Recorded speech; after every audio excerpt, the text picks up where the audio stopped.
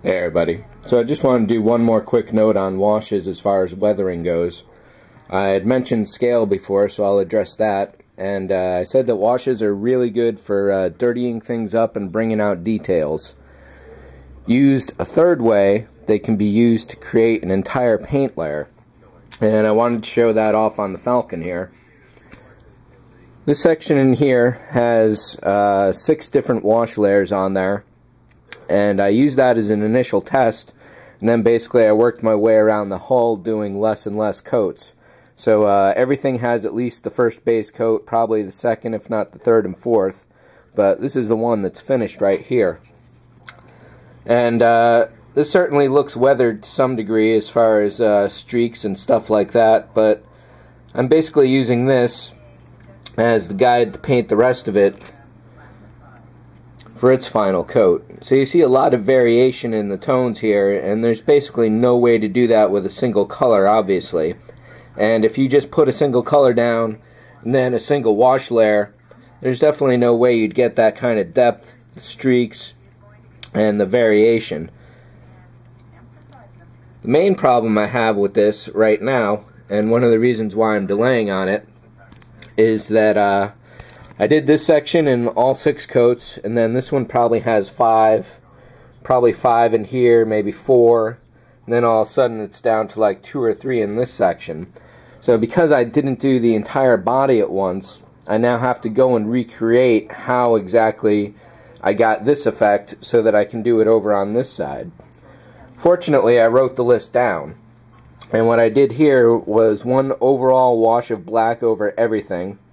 It was a medium kind of wash. You got to judge that yourself as far as light, medium, and heavy washes go. Basically, it's however much thinner you put into the paint medium itself. So a light wash is like really, really heavy on thinner. A heavy wash would be very little on the thinner and be more closer to the pure tone of the original paint. So it started off with a medium black overall, then spot blacks here and there, like going inside all the armor panels. Everything got a medium silver, then a light white, a medium white, and another medium white to unify all the tones. After I do all that, my basic plan is to start putting the factory paint colors down, the reds, the rusts, and the yellows, and any other colors that would have been on the ship when it was built.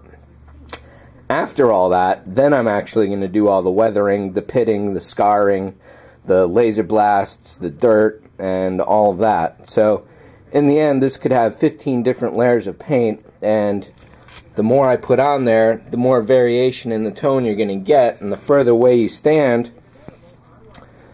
you'll still see a lot of detail. It's all about perception with scales and washes and weathering. So I had mentioned the scale overall and how it wouldn't necessarily work for a Star Destroyer, and smaller scale ships work pretty well. So I dug out this guy, which comes with the Battle of Hoth model kit. Basically, you can see here, all I really did was possibly a medium silver pass to give it a metallic sheen, and then probably 1 or 2 passes with black. Maybe there's a white in there, it's really tough to tell.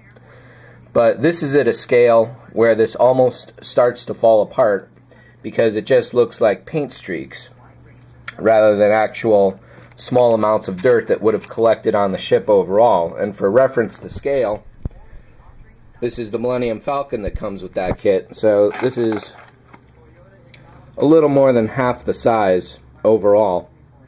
So this kit here is probably about 1/60th, and this is probably less than half the size, so this is going to be close to 1/44, somewhere in there.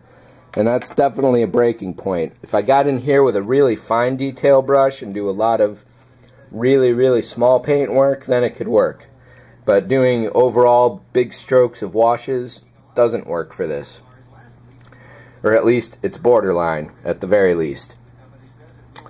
One quick side note that I'll mention, and then the next video we'll get into the actual painting. I hadn't realized this before, but these 3 models here in the same kit should essentially be the same scale. They're probably close, if not exact. It's tough to tell. The model kit itself was pretty much a worthless piece of trash except for some of the nice smaller pieces you get here. These walkers were certainly garbage.